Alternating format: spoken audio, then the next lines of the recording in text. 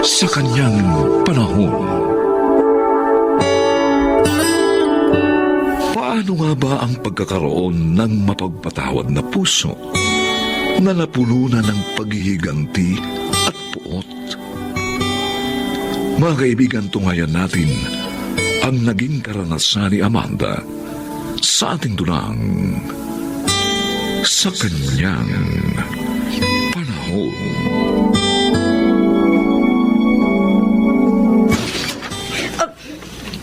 Mang Matyas? Inay? Oh, bakit parang nakakita ka ng multo pagkakita mo kay Matyas? Mabuti pa siguro, Amanda. Magpapaalam na ako. Bibisitahin ko rin ngayong araw na ito yung farm ko sa Batangas. Itik na raw sa bunga yung mga puno ko ng rambutan, kaya kailangan ng anihin. Naku naman. Sana isang araw maisama mo naman ako sa farm mo, Matyas. Tiyak, ang sarap magbakasyon doon. Alam mo na, nakakasora din ang buhay dito sa Maynila. Sabihin mo lang kung kailan, para madaanan kita dito. Oh, talaga ba, Matyas? Oo, sige. Talagang magpapaalam na ako. Salamat sa pag-aasikaso mo sa akin, Amanda. Angie, alis na ako. Sige po, Mang Matyas. Hoy, babae. Baka akala mo hindi ko nakita yung pagkalukot ng mukha mo kanina. Namadatnan mo kami magkahawa kamay ni Matyas. Ano po ba kasi ang kailangan sa inyo ni Mang Matyas, Inay? Natural! Kinukumusta ako. Sa tagal nga naman ang panahong pamamalagi niya sa Canada at hindi namin pagkikita. Aba, syempre, sabik na sabik din kami magkabalitaan. Lalo na at may maganda naman kami nakaraan.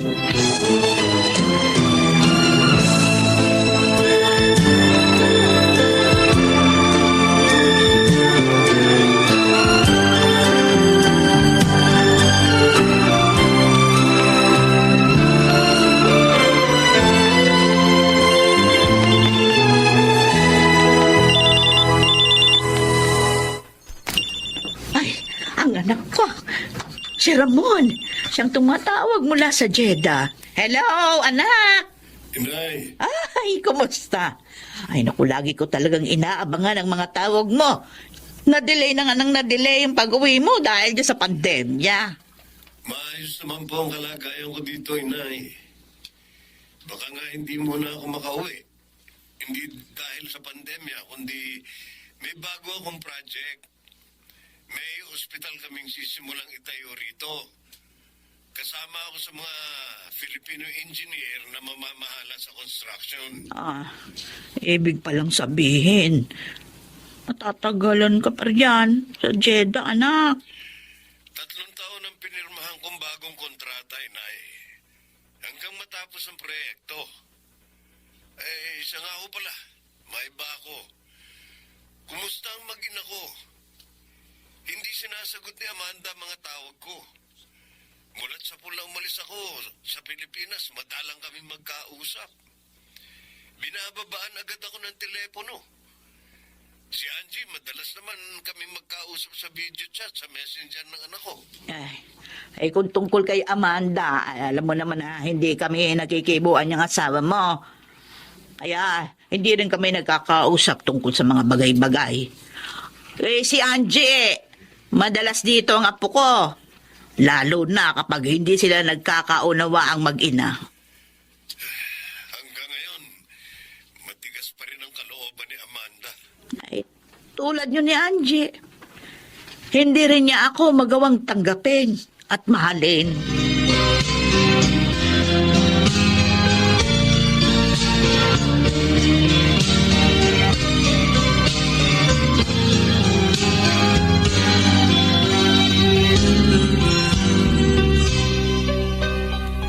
Sasama po kayo kay Mang Matyas sa farm niya sa Batangas, Nay? Bakit nanlalaki ang mga mata mo? Masama bang magbakasyon naman ako? Yung bang hindi ko makikita yung pagbumukha mo? Na hindi ko maririnig yung boses mo? Dahil bawat araw nakasama kita sa bahay na ito, para ako nasa impyerno. Kung yung galit lang po ninyo sa akin ang dahilan, mauunawaan ko po yun. Pero yung pagsama po ninyo kay Mang Matias, ano pong ibig niyong ipakahulugan doon, Nay? Gusto mo marinig mula sa bibig ko ang totoo, ha? Pues, pagkaraan na maraming taon, napatunayan namin ni Matias na mahal pa rin namin ang isa't isa. Kaya walang sino man makapipigil sa mga nararamdaman namin. Inay?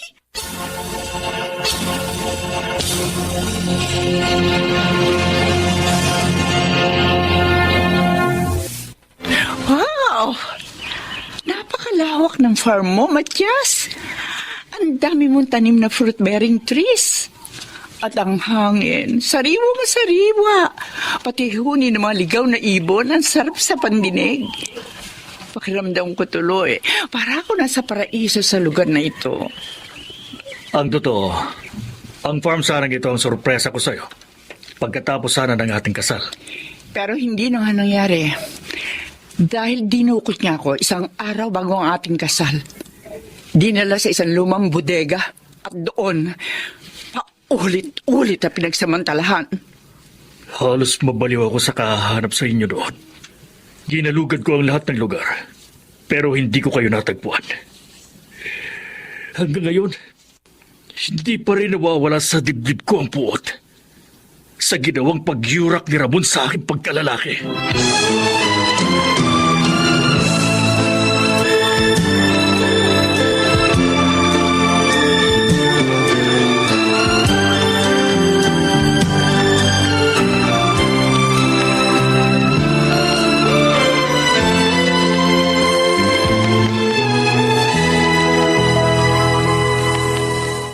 Angie, apo, mabuti pa pagkaluto ko nitong sotang hunsupe, dito ka na mag-almusal para may kasabay din akong kumain. Oy, sige na, maupo ka na dyan sa mesa. Sandali na lang ito.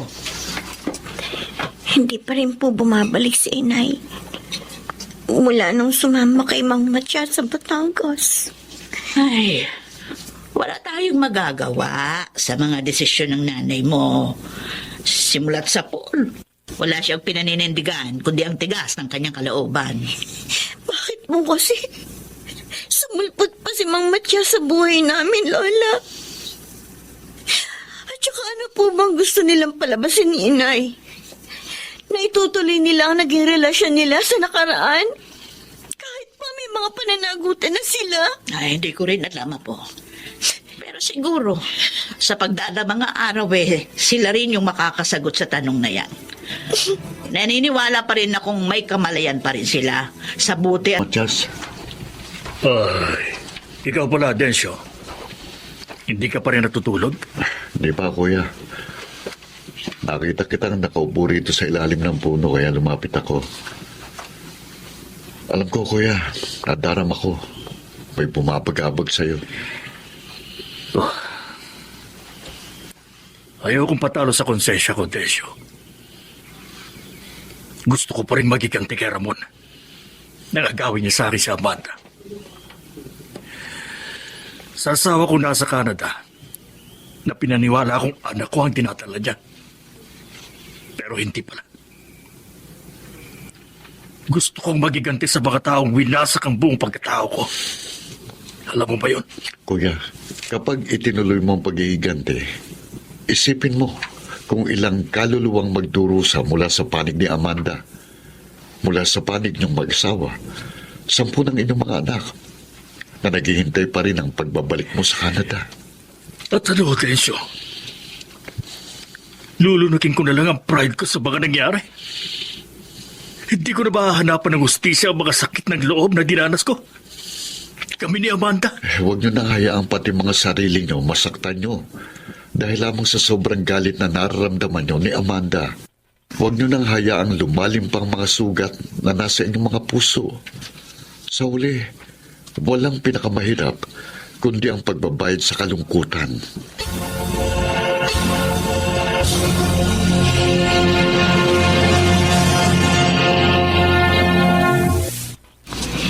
Walong taon, Inay. Hindi pa ba sapat? Na mula nang isilan ninyo ako, idinamay niyo rin ako sa paghihiganti niyo kay Itay. Lumaki akong tutong na tira sa kalderong kinakain. Ang ulap ko kung hindi toyo, asin. Kapag may lagnat ako, namamaluktot na lang ako sa isang sulok sa panginginig. Nang makatapos ako ng grade 6, pinahinto niya na ako mag-aral. Hanggang saan? At hanggang kailan ninyo ako pagmamalapit tayo, Nay? Agi, kahit ilang taon pa ang lumipas, hindi matatapos ang paghihiganti ko sa inyo mag-ama. Sana, kung paghihiganti lang po ang layunin ninyo, sana nung pinagbubuntis pa lang ninyo ako, hindi niyo na ako binigyan ng karapatang mabuhay para maging ganap na ang paghihiganti ninyo. Binuhay kita bilang bahagi pa rin ng paghihiganti ko sa iyong ama. Gusto kong makita rin niya ang mga pagdurusa mo. Pinanagutan ni Itay ang pagkakasala niya sa inyo. Pinakasalan niya kayo, sinikap bigyan ng magandang buhay na kahit gusto niyang umuwi, ayaw niyo siyang pauwiin. Nagtitiis siya sa ibang bansa para pa rin sa inyong kapakanan. Huwag mo akong sumbatan! Dahil kahit kailan, hindi mo mauunawaan ang aking mga nararamdaman. Wagas ang pag-ibig sa inyo ni Itay, Inay. Maaaring naging mali ang kanyang paraan ng pagpapakita ng kanyang pagmamahal. Pero naroon ang katapatan. Pero kayo, madamot kayo sa pagpapatawad. Madamot kayo sa pangunawa.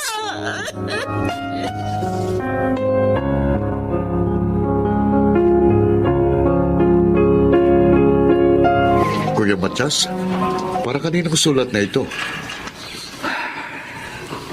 Para kay Amanda. Nasa sulat niya ang lahat ng gusto kong sabihin sa kanya. Kaya na kasi magiging huling komunikasyon namin. Ha? Oo. I-deactivate ko ng lahat ng account ko para hindi na kayo magkaroon pa ng pagkakataong mag-ausap. Kuya, natutuwa ako sa naging desisyon mo sa maagang pagbabalik sa Canada. Lalo pat, sabik na rin ang iyong mga anak na muli kayong makasama. Ano bang araw mula sa buwang ito? Mga anak na ang ate mo. Kailangan naroon ako para samahan siya. Namulat akong ano man ang naganap sa aming mga pagitan. Walang kinalaman ng dugong nasa kanyang sinapupunan.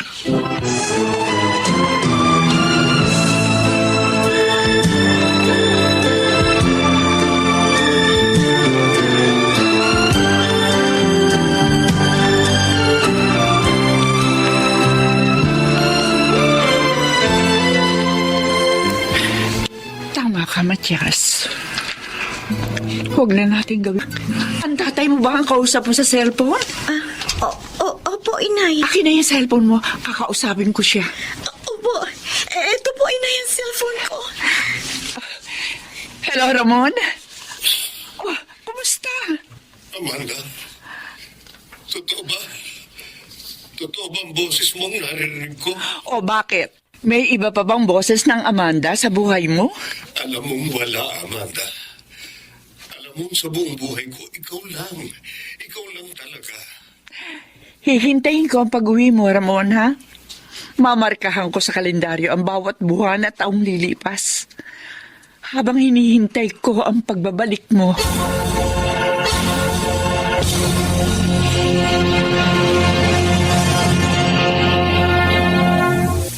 Sa kanyang panahon, parang ihip lang ng hangin ng buhay. Maraming tatahakin sa bawat yugto. Ngunit sa tuwina, bawat dasal sa nasa itaas ay may tugon. Mga kaibigan, tunghayan natin ang naging karanasan ni Alberto sa ating dunang sa kanyang panahon.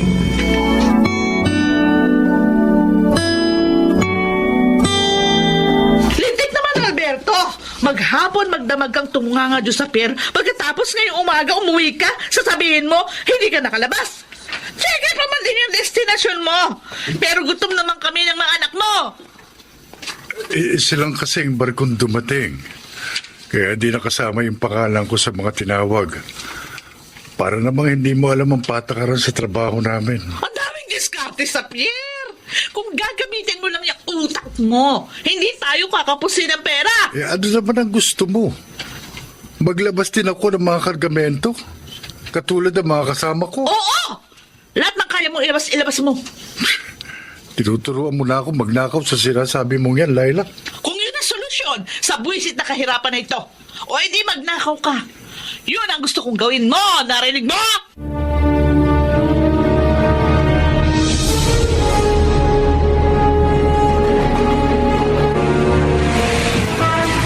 Olivia, nakapagtabi ka ba ng 100 piso galing sa benta natin ngayong gabi sa pagtitinda ng mami? Oo, Benny. Inuhulog ko kaagad sa alkansya natin. Aba, naninigurado na ako kaninang maaga tayo nakabenta. Tama yun. Para sakaling mag-ipit tayo sa punan, may maduduko tayo. Oo nga. Ayoko rin mangutang sa mga patubuan dito sa pier. Sa laki ng tubo. Lalo tayong nababaon sa kanila sa utang. Oo nga. O sige, maya-maya lang. Magliligpit na tayo. Yung konting tirang mami, pagkain na lang yun ng mga bata pag uwi natin. Ibili na lang natin sila ng isang balot na monay sa bakery dyan sa kanto. Oo nga. Para may kapartner ang mami nila.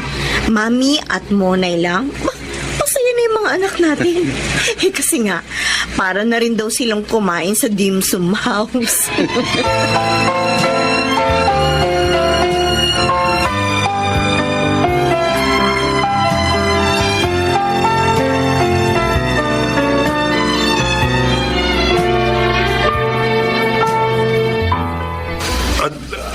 Anong sabi mo, Laila?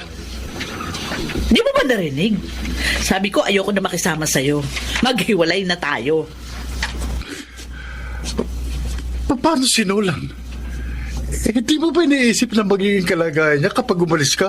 Kapag inisip ko ba yung tungkol sa kalagayan ni Nolan, hindi ako makakalis sa miserableng buhay na ito. Gusto ko mamuhay mag-isa. Yung hindi kayo kasama mag-ama.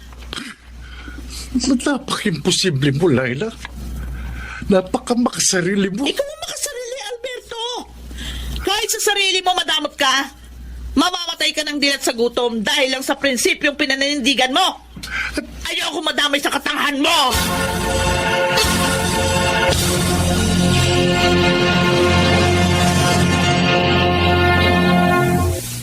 Tay, umalis po ba si inay dahil sa akin?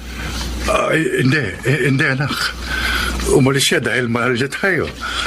Gusto niya ayusin ang mga bagay-bagay para lalo pa tayo maging isang masayang pamilya. Kailan po siya babalik? Hindi ko rin alam, anak. Pero ano man ang mangyari, habang nagsisikap pa rin tayo rito. Kala ni Alberto, babalikan ko pa silang mag-ama. Ganitong buhay kaya gusto ko. Solo flight. Ang sarap lang isipin na solong-solo kung sahod ko dito sa salon bilang manikurista. Tapos, ang lakas pa ng bigayan ng tip dito. Kaya makakabili ako ng mga gusto kong damit na nasa uso ngayon. Mag-aayos dalaga ako. Bibili rin ako ng lotion, pabango, tsaka iba't ibang kulay ng lipstick, tsaka eyeshadow.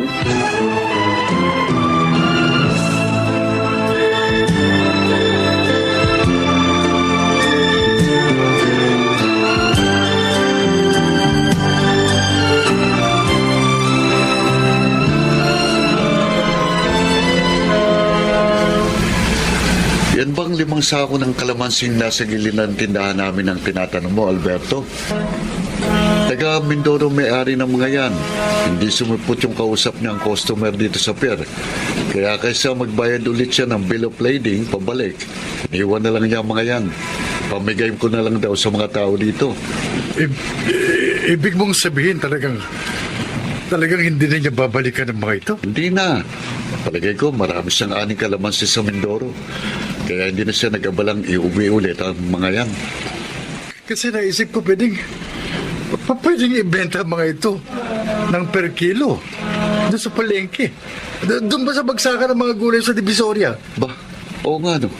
O, sige, ikaw nang bahalang mag-dispatch sa mga yan. Teka.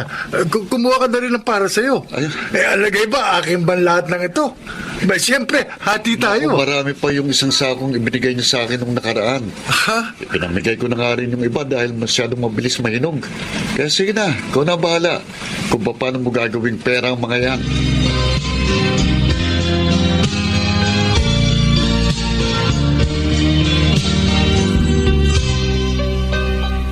Naku, Nolan.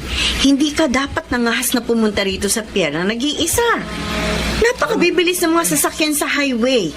Delikado para sa isang batang katulad mo. Inahanap ko po kasi si Itay.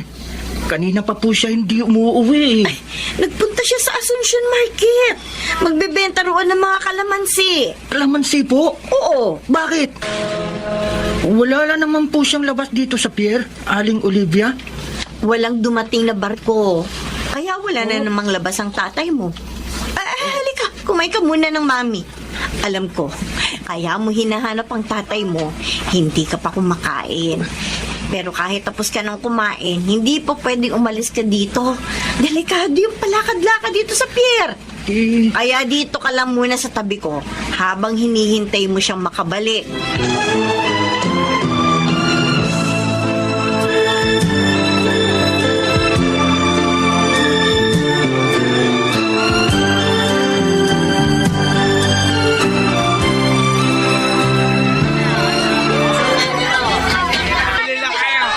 Hoy, mamang squatter!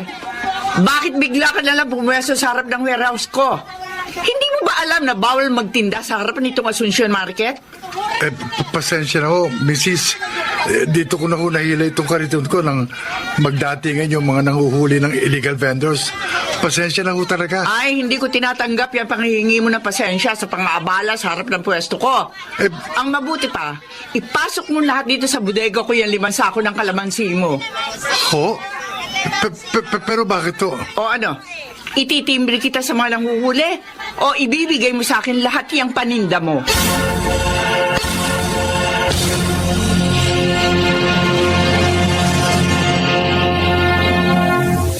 Nagsinungaling ako sa mga anak ko. Sinabi ko na ipagbili ko na yung warehouse samantalang hindi pa. Ayoko kasi manirahan sa Australia pero wala na ako magagawa sa desisyon nila. Ako na lang mag-isa ang naiwan dito sa Pilipinas eh. Ang nakakalungkot, sa 1 linggo na alis ko.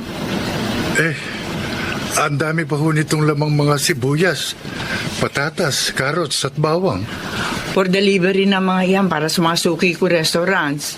Sasama ko na rin yung 5 sako ng kalamansing binili ko sa'yo. Pero palis na nga ako eh. Kaya gusto ko, ikaw na mamahala nitong warehouse at mga produkto ko. Tatawagan kita palagi. Mag-iiwan ako ng account kung saan mo ipapasok yung kikitain ng warehouse. Pero kalahati lamang ang i-deposit mo sa account ko. Sa iyo na yung kalahati. Pero ngayong araw lang po ito na tayo'y nagkakilala para pagkatiwalaan niyo ako, Aling Amparo. Sa kasundong ito, talo ako kapag niloko mo ko. Pero mas talo ka dahil habang buhay mong dadalhin sa konsensya mo ang gagawin mong panluloko. Ito yung susi ng warehouse. Ho? Simula bukas, ikaw na ang mga siwa nito.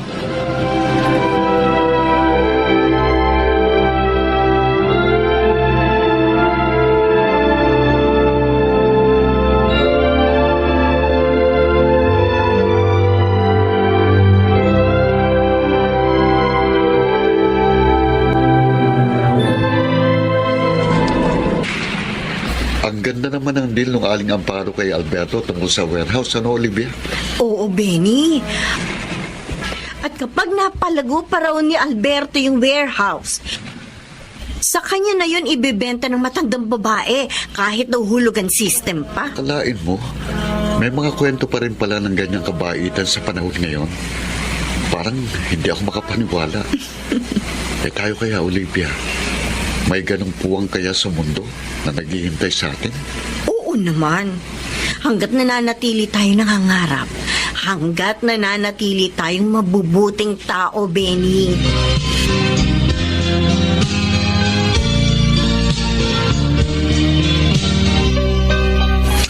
Totoo po, Itay.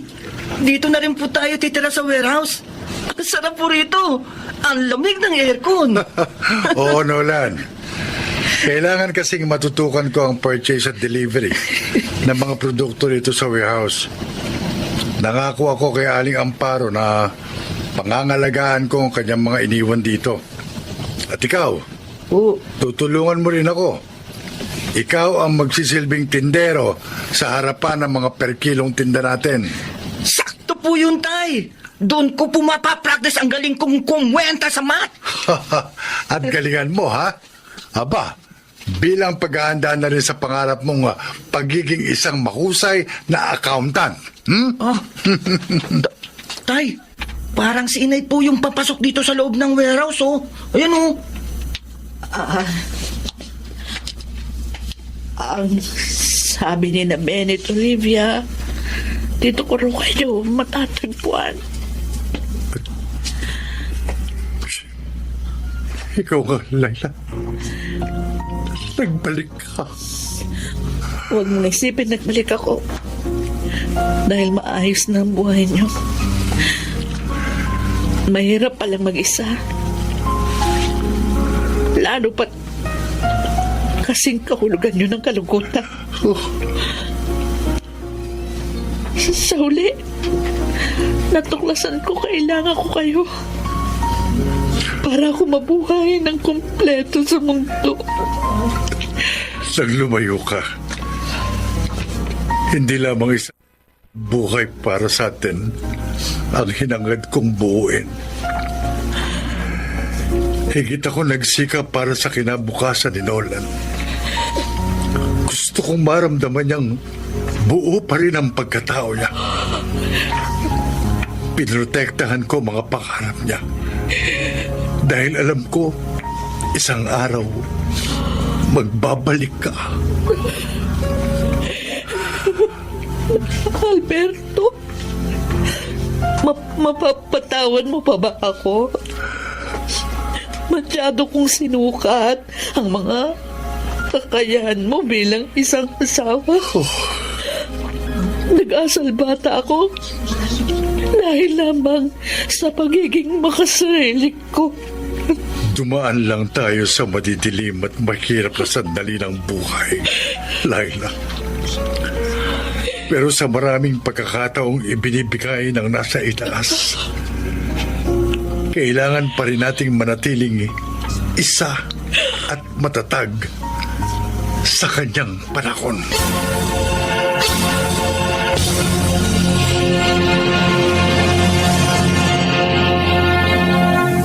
Sa kanyang panahon.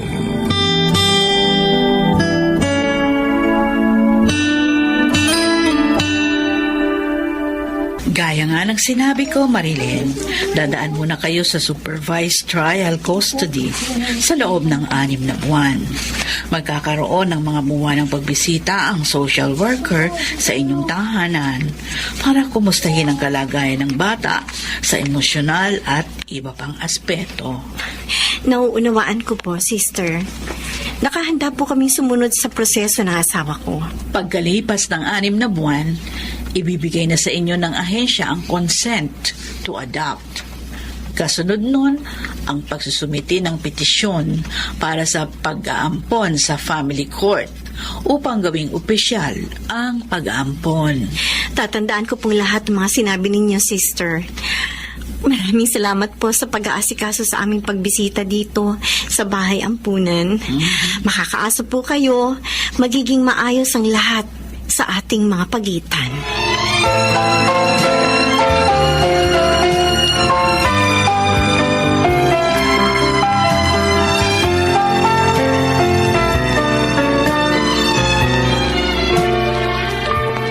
Angelito?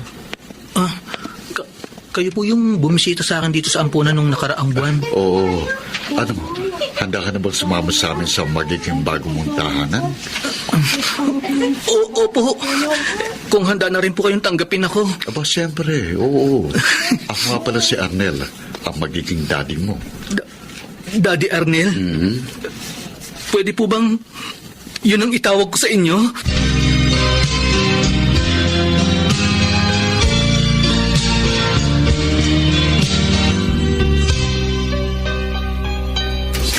Tingnan mo si Amelito, Aldo.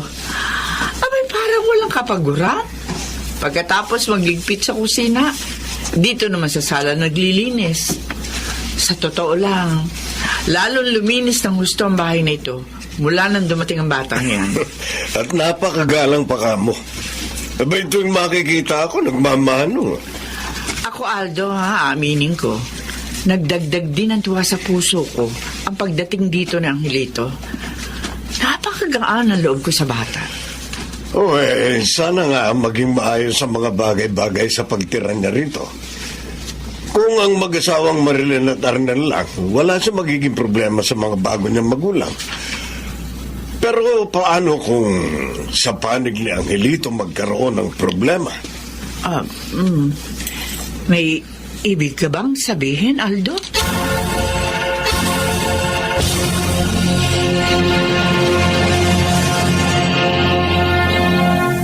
Naging traumatic kasi kay Angelito ang unang pagkakataong may kumuha sa kanya dito sa bahay ampunan. Ano pong ibig niyong sabihin, sister? Pagkaraan ng ilang buwang pagkuha sa kanya dito ng mag-asawang walang anak, hindi nila inaasahan ang biglang pagbubuntis ng babae. Simula noon, ginawa nila ang lahat ng paraan upang mawala sa landas nila si Angelito. Upang mawala sa landas nila si Angelito? Oo. Iniligaw nila si Angelito, iniwan sa isang lugar na hindi pamilyar ang bata. Natuklasan lang namin ang lahat nang bisitahin sila ng social worker na naka-assign sa kanila. Kaya pala binabantayan kami ni Angelito gabi-gabi sa aming pagtulog. Na kahit sandali, ayaw niyang mawala kami sa kanyang paningin dahil natatakot siyang muling maabandona gaya ng kanyang naging karanasan sa mga unang umampon sa kanya.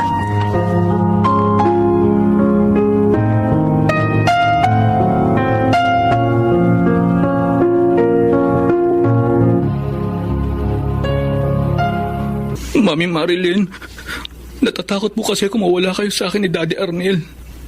Mahal na mahal ko po kayo. Gusto ko na po na narito sa piling nyo. Gusto ko po kayo na ang maging totoong mga magulang ko. Angelito, sino ba ang may sabing mawawala kami sa iyo ng Daddy Arnel mo? Alam mo, ang totoo, may sorpresa kami sa iyo ng daddy mo. Po? Ano pong sorpresa yun? Pinagtibay na ang aming decree of adoption. Ibig sabihin, aayusin na ang birth certificate mo. Yan ang gagawin mo. Totoo po bang narinig ko, Mami Marilyn? Oo. At pagkatapos ng ipa-file naming petition for adoption, matatawag ka na naming tunay naming anak. Kaya wala ka nang dapat pang ipangamba. Ginagawa namin ng daddy mo ang lahat para sa kabutihan mo. Pero syempre, lahat ng ito may kapalit.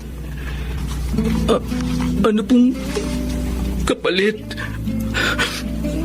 Na hindi ka na po pwedeng tumutol sa plano naming pagpapaaral sa iyo. I-enroll ka na namin ng daddy mo sa isang maayos na paaralan. Opo, Mami Marilyn. Pangako po. Gusto ko naman po talaga mag-aral eh. Natatakot lang po kasi ako kapag naririnig ko po ang salitang eskwelahan. Nasa likod mo kami ng daddy mo. Kaya wala kang dapat ikatakot. At mula ngayon, dahil doon na rin naman tayo papunta, daddy at mommy na ang itatawag mo sa amin. Hindi na mahalagang nakadugtong pa roon. Ilito ang kanyang mga problemang emosyonal at mababang pagtingin sa sarili. Opo, Itay. At malaki rin pong naitulong nyo ni Inay sa kanyang mga pagbabago dahil sa pagmamahal at atensyong ibinigay niyo rin sa kanya. Inaamin ko, may isang pagkakataong nagkamali ako ng paghusga sa kanya. Ako man po, Itay. Nagkamali ako ng pag-unawa sa kanyang mga kilos. Ang mahalaga, hindi tayo sumuko sa kanyang sitwasyon. Muli natin na ibalik ang interes niya sa buhay, laban sa mga bagay na labis na nakaapekto sa kanyang kasalukuyan.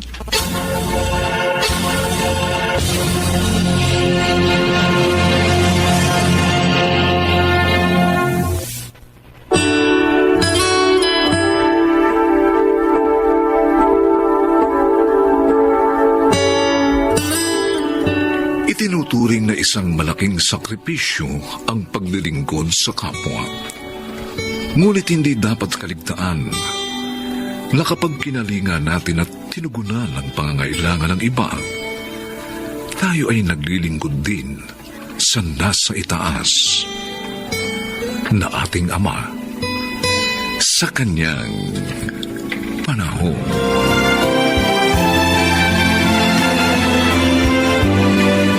Nagsiganap, Chiquit del Carmen Amor, Rosana Villegas, Susan Robles, Phil Cruz, Lionel Benjamin, at Alan Ortega. Special Sound Effects, Jerry Mutia.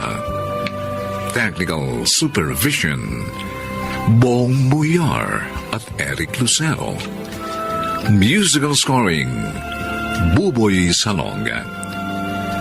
Ang kasaysayang ito ay mula sa panulat ni Sel Barlam at sa pinagsamang direksyon ng inyong lingkod June Martin Legaspi at Bobby Cruz. Sa kanyang panahon. Sa kanyang panahon. Ang tao raw na nagigipit kahit sa patalim ay kumakapit.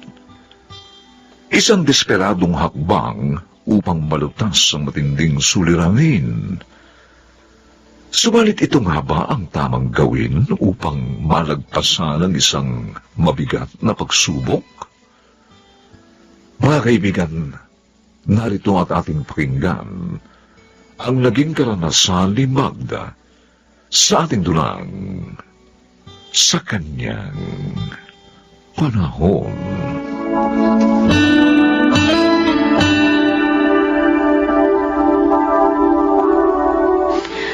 Kumusta na po, Dok? Ano pong lagay ni Inay? May findings na po ba kayo sa ginawa niyo pagsusuri? Maselan ang lagay ng nanay ninyo. Meron siyang aneurysm. Aneurysm? Hmm. Ibig po ninyong sabihin, may blood clot sa ugat ng utak ni Inay? Ganun na nga. At kailangan siyang maoperahan sa lalong madaling panahon. Dok, ano naman po yung chance ng survival ni Inay? Hindi ko kayo mabibigyan ng assurance, pero brain surgery lang talaga ang tanging paraan. Kaya kailangan na ninyong magpasya. Wala naman po pala kaming ibang magagawa. Kaya, sige po. Kayo na po ang bahala kay Inay. Malaking halaga ang kakailanganin ninyo. At kailangan ninyong magdeposito ng ₱250,000. Diyos ko, ang laki naman. Ano? Maiwan ko muna kayo. May iba pa akong pasyenteng pupuntahan. Sige po, Dok. Akong bahala, Ate Loida. May naisip na akong paraan. Mukhang alam ko ng binabalak mo. Huwag mo nang ituloy. Buo na ang desisyon ko. Kaya di mo na ako mapipigilan. Sa katunayan, nagkausap na kami ni Don Jose. Malaking kahibangan ang kumapit sa patalim. Dahil sigurado, masusugatan ka. Huwag, Magda. Huwag ka magpakahangal. Bakit, ate? Di ba minsan mo na rin ginawa nang si Itay naman ang nagkaroon ng malubhang karamdaman? Kung kaya mo, kaya ko rin. Pero wala rin nangyari dahil hindi ko rin naisalba ang buhay ni Itay.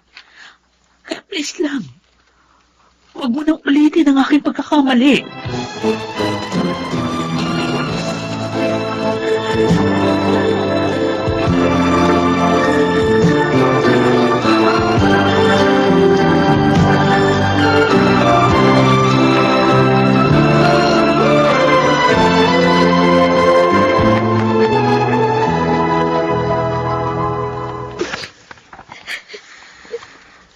Huwag ka nang umiyak. Makararaos din ng nanay mo. O, ito ang check ay kunin mo. 1 milyon ito. Maraming salamat po, Don Jose. Pag ginulang yan, huwag ka mag-aatubiling bumalik dito. Malaki na po ito. Sana po hindi nito kulangin. Sandali lang at tatawagin ko ang driver ko. Pahatid kita sa ospital.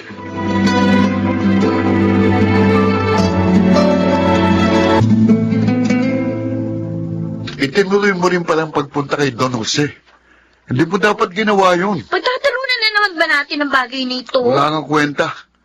Nilangamon mo rin ang prinsipyo mo. Pwede ba? Kung wala ka rin lang na masasabihin maganda, umalis ka na. Hindi kita kailangan. Wala ka may tutulong. Ganun. Porkit wala akong pera, hindi mo ako kailangan. Wala na ba akong silbi sa'yo? Hindi lang perang kailangan ko, Edwin. Kailangan ko rin ng moral support. Yan ang lang ang pwede mo ibigay sa akin. Pero anong ginagawa mo? Sa halip na palakasin mo ang loob ko, lalo mo lang ako ibinabaon at tinatapakan. At kasalanan ko pa ngayon.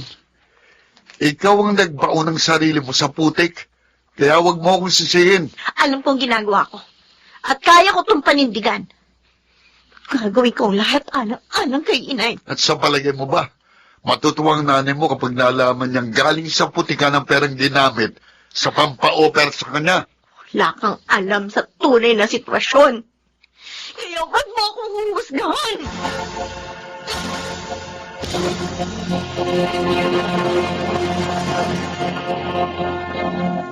Okay na, ate. Nagbayad na ako. Itinuloy mo rin pala.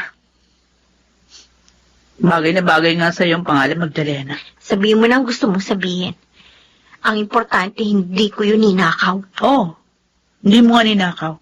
Pinagbentahan mo lang naman yun ng iyong dangal. Pwede ba, Ate Loida? Huwag ako ang problemahin mo. Si inay ang dapat natin pagtuunan ng pansin. Sana nga, Magda. Sana nga mapatawad ka ni inay. Wala akong kasalanan. Kaya wala rin ako dapat na ihingi ng tawad. Hindi na ako makikipagtalo sa'yo. Alam ko naman, ibabalik mo sa akin yung ibabato kong putik sa'yo. Pero sana hindi mo to pagsisihan.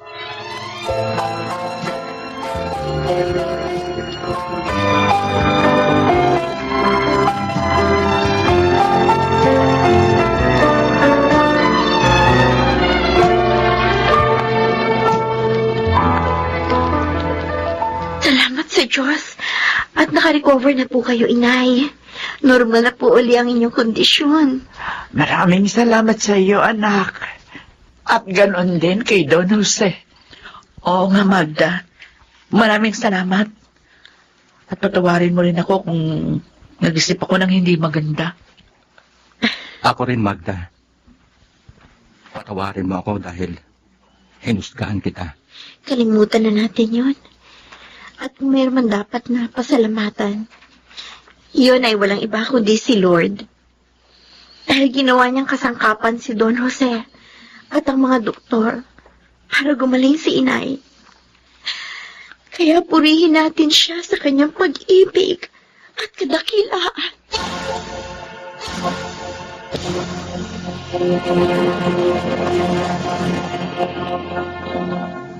Hindi natin kailangang kumapit sa patalim sa oras ng kagipitan. Dahil tanging ang Diyos lamang ang dapat nating pagkatiwalaan sa anumang pagsubok. At siya ay tutugon sa ating dalangin sa kanyang panahon.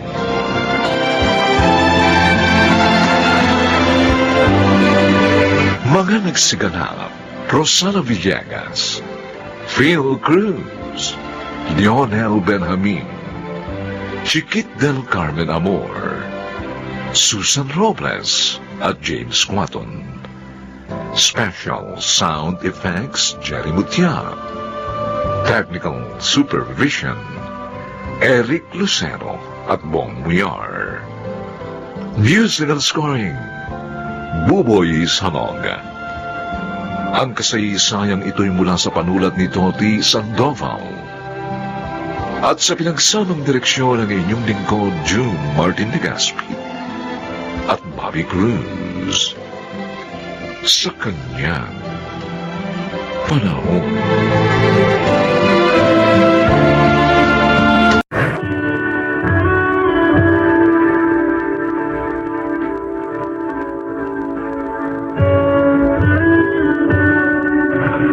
Mahirap mamuhay lalo na kung ikaw o ang iyong mahal sa buhay ay may katamsanan o sakit.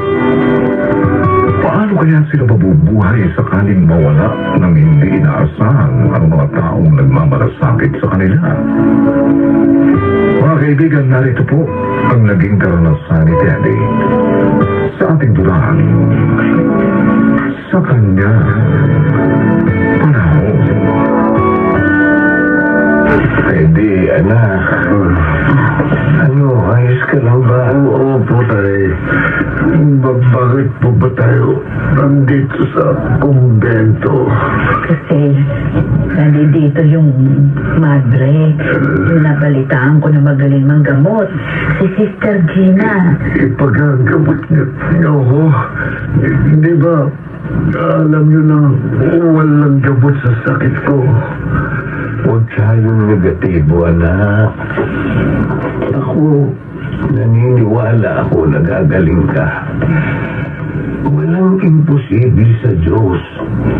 Kapag ginusto niya, gagaling ka, anak. Huwag nating questionin ang kapangyarihan ng Diyos. Tanggap ko rin naman po ang kalagayan ko, tay. Masaya na po ako kahit na ganito ako. Kung may magagawa lang sana kami sa sakit mo. Tay, pasensya na ako. Nahihirapan na kayo sa pag-aalaga sa akin. Sinisikap ko naman huwag magpabigat sa inyo eh.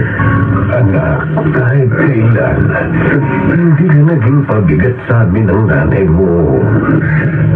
Nakikita naman namin na nagpupursige kang mamuhay ng normal. Hindi kami nagre-reklamo, Teddy, anak. Hindi kami nagre-reklamo ng nanay mo sa pag-aalaga sa iyo. Obligasyon namin yun. At naniniwala kami na biyaya ka sa amin ng Diyos. Kahit na ganyan pa ang kalagayan mo. Basta na, tuloy lang ang laban. Opo. Huwag kang susuko. Opo, tay. Nay, hindi ako susuko. Pangako.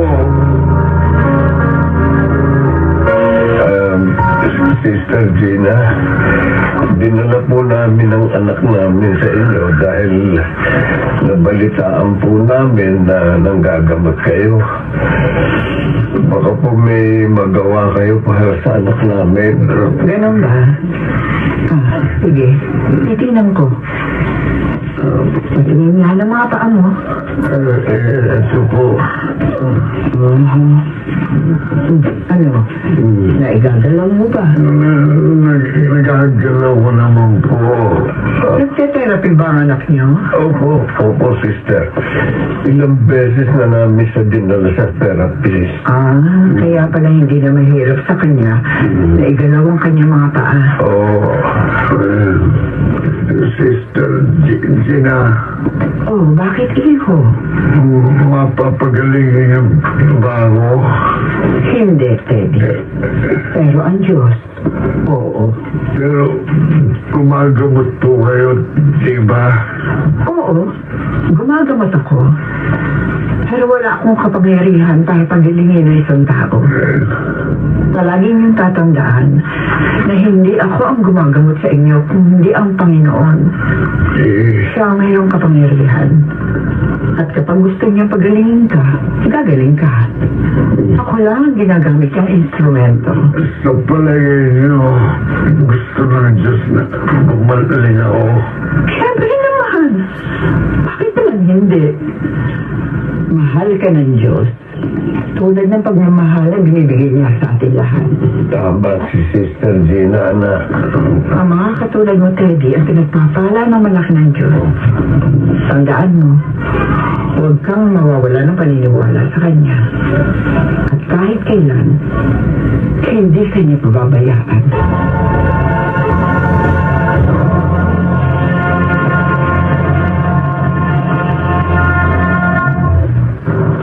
Malayo pa ba tayo? Oo. Mahirap magmalero nitong jeep dahil masyado madulas ang daan. At saka halos wala akong makakita sa lakas ng ulan. Kung gano'n huminto muna tayo. Hindi tayo pwede huminto dito. Nasa highway tayo. At saka wala rin tayo mahihintuan dahil bangin na yung katabi natin. Ay, gugutom na ako. Huwag ka mag-alala, baby. Pag-uwi namin, pagluluto kita agad ang makakain. Basta mantala, ito muna ng saging na binili natin sa palengke kainin. Sige na. Ito anak mo. May bus na pasaluto sa atin. Ha? Wala na preno. Ay, sa bakit?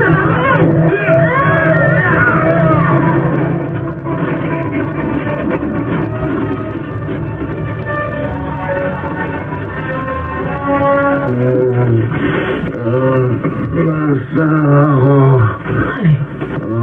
Salamat sa Diyos at nagkamalay ka na, Teddy. Tita, Emma. Huwag ka nang mag-alala.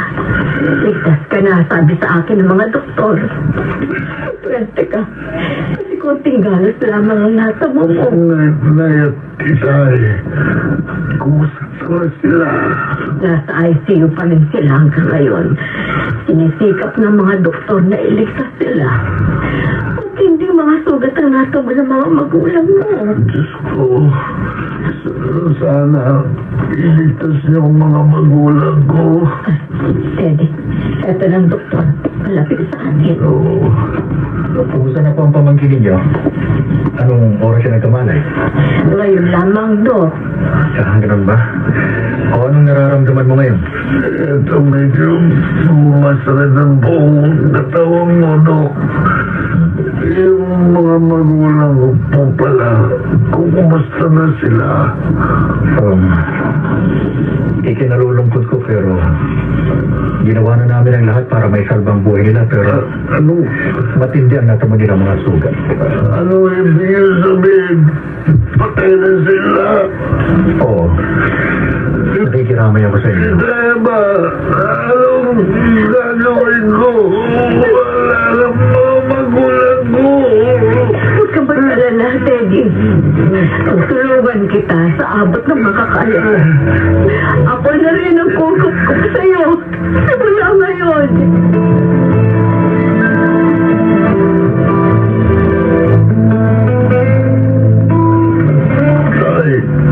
Nay, namimiss ko na kayo. Sana panaginip lang ang lahat. Sana namatay na lang din ako. Kaysa may iwang mag-isa dito. Bakit nyo kasi ko iniwan? Bakit hindi kayo lumaban para sa buhay nyo? Day. Diyos ko, ano po gagawin ko? Ngayon wala lang mga magulang ko.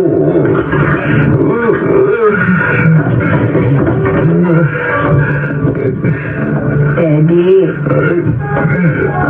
pasensya ka na. Ngayon lang ako nakauwi galing ng trabaho. O eto, may dala akong pagkain para sa ating dalawa. Ba't umiiyak ka na naman? Buong araw kasi mag-isa dito sa bahay. Nalulubot ako. Saka Naalala ko ang tatay at nanay ko. Alam kong nararamdaman mo. Pero wala akong magawa. Kailangan ko magtrabaho para sa ating dalawa. Gusto rin ko man na may makakasama ka habang wala ako. Wala naman tayo malalapit na kamag-anak. Kaya napipilitan lamang akong iwan ka dito sa bahay na mag-isa. Pasensya ka na, Teddy. Hindi, ma'am. Huwag ka na umiyak, pamangkin. Ngayon nandito na ulit ako. Samahan ulit ka na. Hindi ka na malulungkot. Salamat mo. Inaalagaan niyo pa rin ako. Kahit na alam ko, nahihirapan kayo sa akin. Wala lang ako sakit at nakakalakad ako. Hindi po ako magiging pabigat sa inyo. Huwag mo nang sisingin ang sarili mo. Para sa akin, hindi ka pabigat. Ito ay ginagawa ko. Kasi, mahal kita, pamangkin. Ikaw lang ang nag-iisa kong kamag-anak. Kaya gagawin ko ang lahat para alagaan at ibigay sa iyo ang lahat ng pangangailangan mo.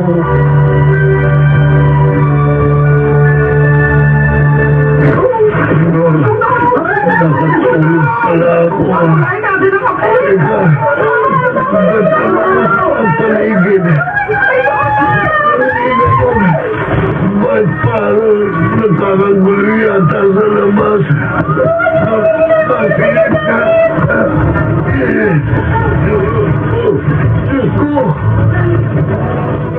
Kakasunog sa labas. Nagdidilaan ako ng bahay namin. Tulong! Tulungan niyo ako! Hindi ako marinig sa mga tao sa labas. Kung nandito lang si Emma, kaso nasa trabaho siya. Anong gagawin ko? Paano ko makakalabas ng bahay?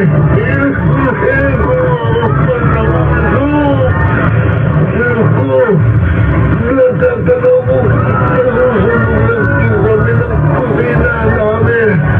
Kailangan mo makalabas dito.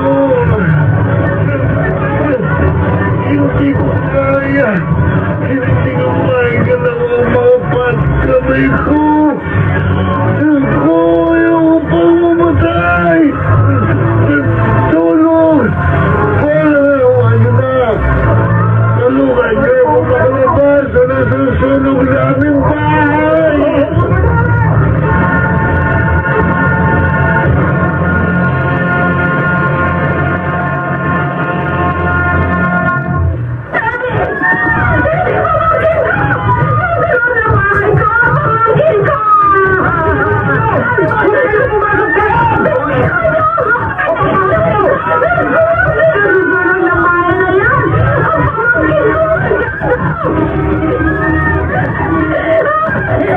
Tulungan niya ako, bakit ka?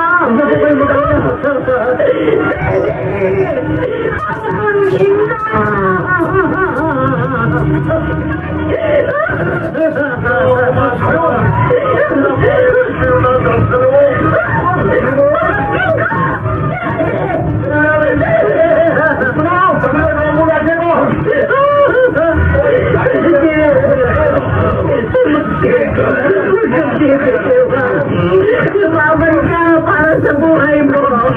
Huwag mo umiiwan.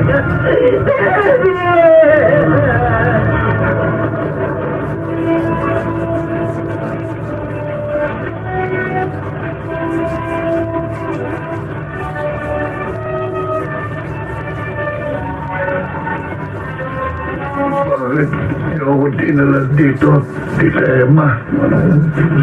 Bakit ang punong po ba ito? Nasa bahay Kalinga Foundation tayo, Teddy. Dito dinadala at inaalagaan yung mga matatanda at yung mga may kapansanang katulad ko. Dadalhin niyo na ako dito. Iiwan niyo na ako. Tawarin mo ako, Teddy. Pero kailangan kong gawin ito. Ayoko sana mawalay ka sa akin. Pero hindi kita naaalagaan mabuti. Dahil mag-isa lamang ako. Kailangan kong kumayod. At saka DSWD na rin ang nagrekomenda sa akin na dalhin ka dito. Teddy, ayoko maulit yung nangyari sa iyo nung magkasulog sa lugar natin. Muntik ka nang mamatay. Kung dito kita ilalagay, maalagaan ka nila ng maayos. Hindi ka mapapapabak. Tita, Huwag ka mag-alala, pamangkin. Palagi kita dadalawin dito. Hindi kita iiwan at tuluyan. Ayoko na umiyak. Sana maintindihan mo kung bakit kailangan kong gawin ito. Tita Emma. Ano umiyak, Teddy? Kapag umayos na ang buhay ko, pangako, kukunin kita ulit. Sige po. Hihintayin ko po kayo palagi sa pagbabalik niyo. Basta palagi magtatandaan, Teddy. Mahal na mahal kita. Tita, Palagi kitang ipagdarasal sa Diyos. Sige na, Teddy. Nandiyan na yung mga mag-aalaga sa'yo. Paalam, pamangkin ko. Babalik din ako. paalam po, Tita. Mag-iingat kayo palagi.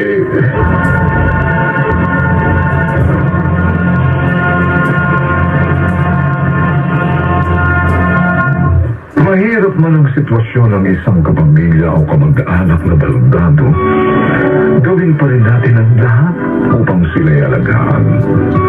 Huwag natin silang sukuan at sa halip ay iparamdam natin sa kanila na mahalaga sila sa kabila ng kanilang kapansanan. Huwag natin silang ituring na pabigat. Sa halip ay ituring natin silang mahal sa buhay. At gagabayan tayo ng Panginoong Diyos sa kanyang panahon.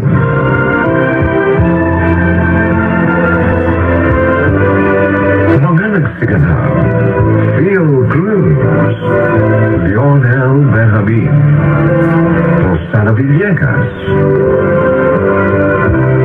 Susan Robles, Chiquit del Carmen Amor, Maynard Dandicho Jr., Special Sound Effects Jerry Mutia, Technical Supervision Bong Buyar at Eric Rosero, Musical Scoring Buboy Samanga. Ang kasaysayan ito'y mula sa panulat ni Krishna Sega at sa pinagsamang direksyon ng inyong lingkod June Martin Legaspi at Bobby Cruz.